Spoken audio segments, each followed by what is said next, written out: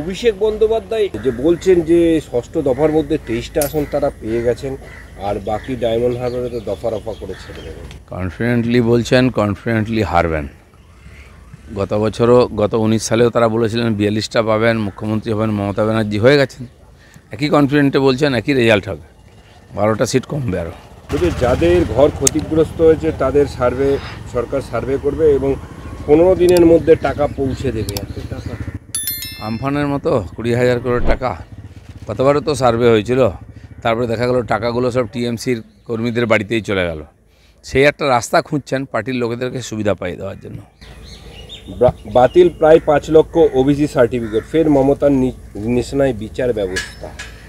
মমতা ব্যানার্জি হচ্ছেন সেই নেত্রী যিনি কোর্টে যখন তার পক্ষে রায় যায় তখন হাইকোর্টকে ধন্যবাদ দেন, কোর্ট ঠিক আছে। যেই বিপক্ষে যাবে তখন কোর্টকে মানেন না, কোর্টকে তিনি সমালোচনা করেন। ভারতবর্ষে গণতান্ত্রিক ব্যবস্থায় রাজনীতি করে এইভাবে কোনো নেত্রী বলতে পারেন না, সংবিধান সে অনুমতি দেয়নি। কিন্তু বাঁচার রাস্তা নেই।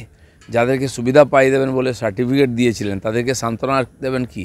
আর কথায় কথায় বলেন সুপ্রিম কোর্ট যাব। প্রধানমন্ত্রীর সভার জন্য অশোকনগরে একটা স্টেডিয়ামে একটা হেলিপ্যাড গ্রাউন্ড তৈরি করা হয়েছিল প্রধানমন্ত্রী আসবেন বলে।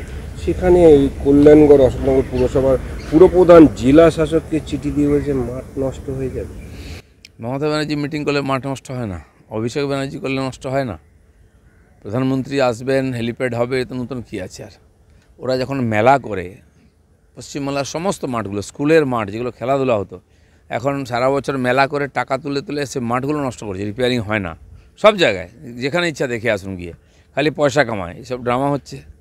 দাদা, একজন বিদায়ী সাংসদ তথা বারাসাত লোকসভা কেন্দ্রের তৃণমূল কংগ্রেস প্রার্থী, তিনি একটা প্রধানমন্ত্রীর সম্বন্ধে বলছে প্রধানমন্ত্রী সব জায়গায় তাড়া খেয়ে এসছেন, গ্রামের মহিলারা তৈরি থাকুন মুড়ো ঝাঁটা হাতে নিয়ে। উনি কি বেরিয়েছেন, গেছেন একবার কোথাও?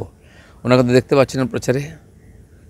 উনি বোধহয় সেই ভয়টা করছেন। মহিলাদের সঙ্গে টিএমসি যে ব্যবহার করেছে, যেমন তার জেলা সভাপতি বলছে লজ্জা করছে ভোট চাইতে, ওনারা লজ্জা করছে লোকের কাছে যেতে।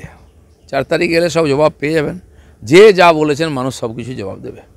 আর শেষ প্রশ্ন, যেটা প্রধানমন্ত্রী যে জায়গায় রোড শো করলেন, এবার মুখ্যমন্ত্রী রোড শো করতে চলেছেন, ঠিকই আছে, অনুকরণ করছেন ওনারা, কিন্তু মোদি তো মোদি না, দিদি কোনোদিন মোদি হতে পারবেন না।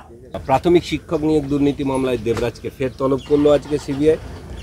তদন্ত তো চলছে, সবাই তলব হবে। ইলেকশনের পরে আরও তাড়াতাড়ি ডাক পাবেন, তাড়াতাড়ি চা খাওয়ার সুযোগ পাবেন, অনেকে ভেতরে যাওয়ারও সুযোগ পাবেন। প্রধানমন্ত্রী বলে গেছেন তদন্ত এগোবে 4 তারিখের পরে, তার জন্য যেন টিএমসি নেতারা প্রস্তুত থাকেন।